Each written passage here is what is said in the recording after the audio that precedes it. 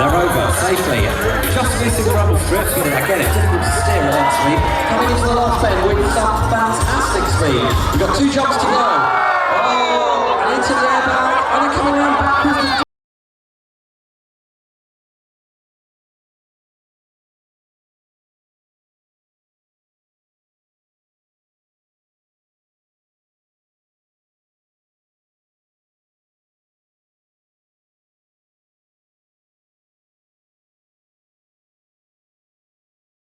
Are open, but they can still make it. They're still in one piece. If you get out and get a push, guys. It was going to be fast until that point. Let's see it turn and push this way.